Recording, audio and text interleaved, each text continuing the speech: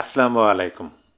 সম্মানিত দর্শক, নির্বাচন নিয়ে একটা সংশয়, একটা সন্দেহ, একটা অনিশ্চয়তা এখনও আমার মধ্যে কাজ করে। আমি এখনও নিজের কাছে নিজেকে যুক্তি দ্বারা বুঝাইতে সক্ষম হই নাই যে নির্বাচনটা হবে একটা সুন্দর, সুষ্ঠু, নিরপেক্ষ, অংশগ্রহণমূলক। এই যে সন্দেহ, সংশয়ের মধ্যেও আমরা বর্তমান সময়ে বাংলাদেশ সরকারের যদি কথা শুনি, সরকারের বিভিন্ন গুরুত্বপূর্ণ ব্যক্তিদের বা বর্তমান বাংলাদেশের রাজনৈতিক ময়দানে যে রাজনৈতিক দলগুলো সক্রিয় আছে, খুব ভালোভাবেই আছেন, বা যারা নির্বাচনের প্রস্তুতি গ্রহণ করতেছেন, তাদের কথাবার্তা, তাদের বক্তব্য, তাদের কাজকর্ম দেখে এটা মনে হয় যে হ্যাঁ, নির্বাচন বোধহয় হবে। এই তো ফেব্রুয়ারি 12 তারিখে নির্বাচনটা হয়ে যাবে।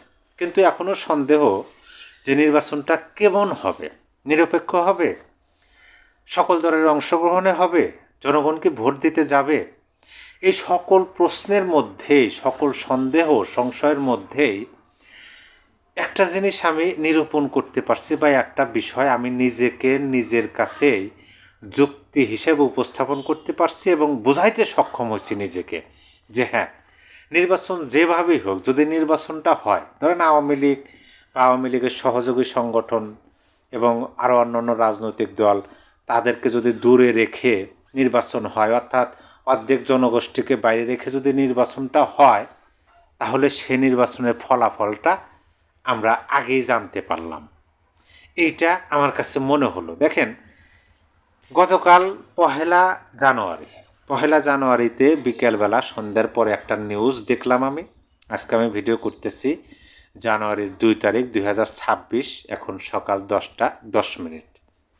ঠিক এই সময়ে আমি আপনাদেরকে বলতেছি, গতকালকের সে নিউজটা দেখার পরে আমার কাছে মনে হলো যে নির্বাচনের অনুষ্ঠিত হওয়ার আগেই ফলাফল প্রকাশ হয়ে গেল। প্রিয় দর্শক, আমার এই চ্যানেলটি যদি এখন পর্যন্ত আপনি সাবস্ক্রাইব না করে থাকেন, তাহলে অনুগ্রহপূর্বক চ্যানেলটি সাবস্ক্রাইব করবেন এবং এই ভিডিওতে একটা লাইক দিয়ে গঠনমূলক মন্তব্য করতে পারেন। দেখেন, আমি আমার আলোচনাতে আসবো, আমি আমার যুক্তিতে আসবো। আমি একটা কথা আপনাদেরকে বলে রাখি যে একই বিষয়, একই ঘটনা বিভিন্ন মানুষ বিভিন্নভাবে দেখেন, বিভিন্নভাবে যুক্তি উপস্থাপন করেন। কারণ সবার যুক্তি যে একরকম হবে সেরকম না, ভিন্নতর থাকবে, এটাই মত প্রকাশের স্বাধীনতা। আমি আমার যুক্তিটা আপনাদের সামনে উপস্থাপন করব এই সংবাদকে কেন্দ্র করে, বা এই সংবাদের রেফারেন্সে। এই নিউজটার শিরোনাম হলো, নির্বাচনের পরে সরকার গঠনের আগে বিএনপির সঙ্গে বসবো। কে বলছেন? জামাতে আমির, তার প্রত্যাশা। এখন এই নিউজটা বিভিন্ন পত্রিকাতে তারা ছাপাইছে, প্রচার করছে, মিডিয়াতে প্রচার করছে, কিন্তু আমি আপনাদেরকে যেটা দেখাচ্ছি সেটা হচ্ছে আমার দেশ পত্রিকা। আমার দেশ পত্রিকা তো অন্তত তাদের নিজেদের পক্ষে কোনো বিভ্রান্তিকর তথ্য ছড়াবেন না, সেই জন্য আমি এই পত্রিকার রেফারেন্সটা দিতেছি। শিরোনামটা আমি আবার একটু বলি, জামাতে আমিরের প্রত্যাশা, নির্বাচনের পরে সরকার গঠনের আগে বিএনপির সঙ্গে বসব। আচ্ছা, এখন এই শিরোনামের 2টা লাইন একটু আপনাদেরকে পড়ে শোনাই। দেশের স্বার্থে অতীতের মতো বিএনপির সঙ্গে একসঙ্গে কাজ করার আকাঙ্ক্ষা ব্যক্ত করেছেন জামাত ইসলামের আমির ডক্টর শফিকুর রহমান। বিএনপির ভারপ্রাপ্ত চেয়ারম্যান তারেক রহমান ও দলের নেতারাও একই আকাঙ্ক্ষা ব্যক্ত করেছেন। খেয়াল করবেন, জামাতে আমির যে আকাঙ্ক্ষা ব্যক্ত করছেন যে বিএনপির সঙ্গে অতীতের মতো একসঙ্গে কাজ করার আকাঙ্ক্ষা, এটা জামাতে আমির তিনি প্রকাশ করছেন। এবং এই কথাটাও তিনি বলতেছেন যে বিএনপির ভারপ্রাপ্ত চেয়ারম্যান অর্থাৎ জনাব তারেক রহমান সহ দলের অন্যান্য নেতারাও এই আকাঙ্ক্ষার সাথে তারা একই আকাঙ্ক্ষা ব্যক্ত করেছেন, মানে একই আকাঙ্ক্ষা, এই আকাঙ্ক্ষার সাথে সম্মতি পোষণ করছেন বা একই আকাঙ্ক্ষা ব্যক্ত করেছেন। খেয়াল করবেন, আগামী নির্বাচনের পরপরই সরকার গঠনের আগেই একসঙ্গে বসে জাতির জন্য চিন্তা ও সিদ্ধান্ত নেওয়ার প্রত্যাশার কথাও জানিয়েছেন জামাতে আমির। মানে আগামী নির্বাচনের পরপরই, ধরেন নির্বাচন হয়ে গেল, নির্বাচনের ফল প্রকাশ হওয়ার পরে একটা মানে সরকার গঠন হবে, সেই সরকার গঠনের আগে অর্থাৎ নির্বাচনের পরপরই সকল দল একসঙ্গে বসে জাতির জন্য চিন্তা এবং সিদ্ধান্ত নেওয়ার প্রত্যাশা, এটা কারা করছে? জামাতে আমির করছে। এবং সেই প্রত্যাশার সাথে বিএনপির ভারপ্রাপ্ত চেয়ারম্যান এবং বিএনপির অন্যান্য নেতারাও সম্মতি জানাচ্ছেন বা একই প্রত্যাশা তারা প্রকাশ করছেন, সংবাদে এটাই বলা হয়েছে। এখন এই যে সংবাদটা, এই সংবাদটা দ্বারা আপনি কি বুঝলেন? এই সংবাদটা দ্বারা অনেকেই বলতেছেন যে জামাতের তো নির্বাচনে ভোট পাবে না, তারা তো নির্বাচিত হতে পারবে না, সেই জন্য তারা আবার বিএনপির সামনে গিয়ে মোলা ঝোলাইতেছে বা বিএনপিকে তোষামত করতেছে, তাদের যেন বিরোধী দল বা এরকমভাবে অনেকেই বক্তব্য দিতেছেন। কিন্তু আমি যে অ্যাঙ্গেল থেকে বিষয়টা দেখলাম বা বোঝার চেষ্টা করলাম সেটা আপনাদেরকে এখন বলি। যে আচ্ছা ধরেন নির্বাচন হইল, এদেরকে নিয়ে নির্বাচন হইল, অন্য যে দলগুলো মানে ইনক্লুসিভ নির্বাচনে ছাড়া নির্বাচনে অংশগ্রহণ করবেন না বা আওয়ামী লীগ ছাড়া নির্বাচনে অংশগ্রহণ করবে না, অথবা সরকার যাদেরকে নির্বাচনে অংশগ্রহণ করতে দেবেন না তাদের ব্যতীত ধরেন একটা নির্বাচন হইল, সে নির্বাচনে ধরেন একটা দল রাজনৈতিক মানে নির্বাচিত হলেন, সংখ্যাগরিষ্ঠ হলেন।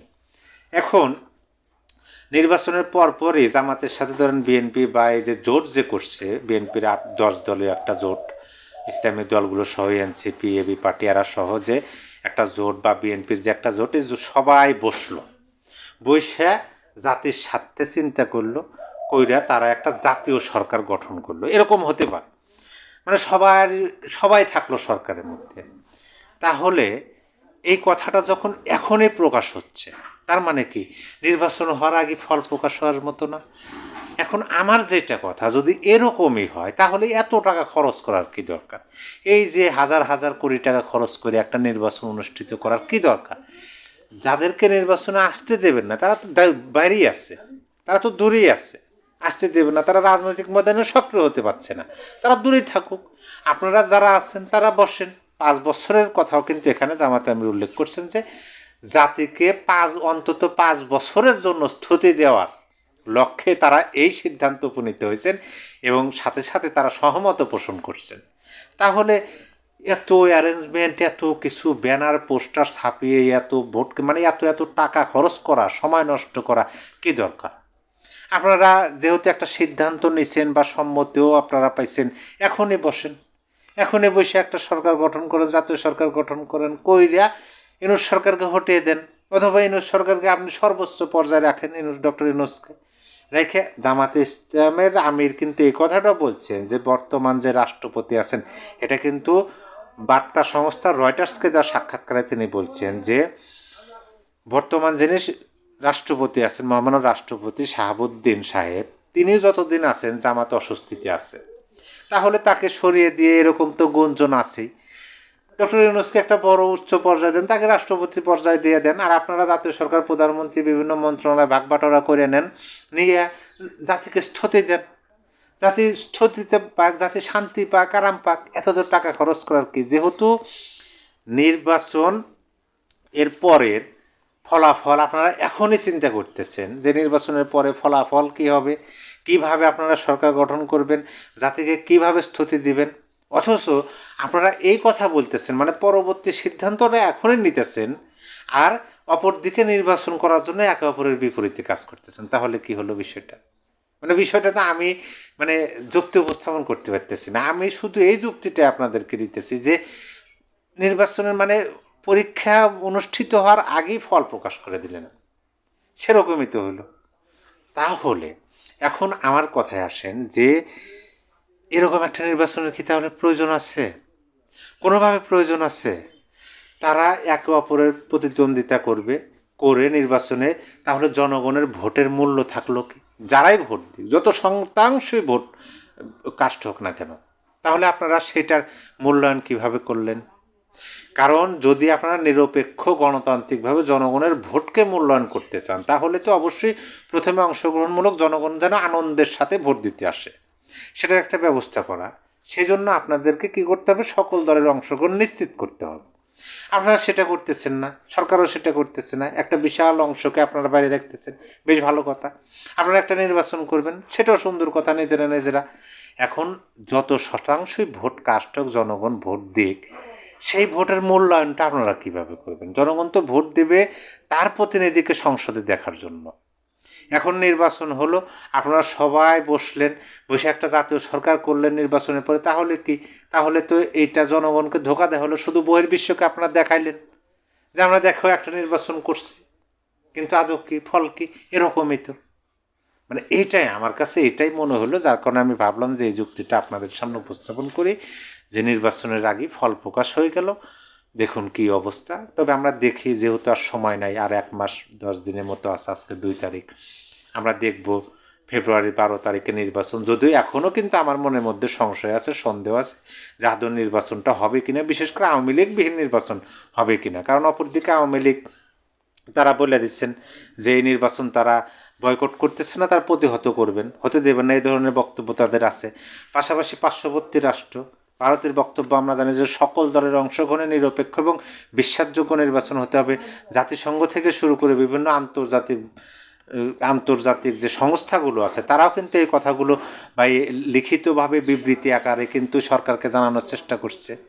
সেই হিসাবে কিন্তু নির্বাচন বিষয়ে সন্দেহ, ধোঁয়াশা এখনও আমার মধ্যে আছে। তারপরও আমি এই কথাটা বললাম যে তারপরও যদি এরকম একটা নির্বাচন হয়, সেই ফলটা আগেই প্রকাশ হয়ে গেল, আগেই প্রকাশ করে দিলাম। কারণ আপনি দেখেন এই নির্বাচনের সবচেয়ে মানে পক্ষ বিপক্ষ, দুইটা পক্ষ যদি আপনি ধরেন, তাহলে অবশ্যই বিএনপি আর জামাত ইসলাম, দুইটা পক্ষের মধ্যে যদি সমঝোতা হয় বা একটা পক্ষের প্রত্যাশার সাথে আর একটা পক্ষের প্রত্যাশা যদি মিলে যায়, তাহলে এত আনুষ্ঠানিকতার কী দরকার। সম্মানিত দর্শক, আপনার মতামত অবশ্যই কমেন্ট বক্সে জানিয়ে দেবেন। সবাই ভালো থাকবেন, আবার দেখা হবে। আল্লাহ হাফেজ।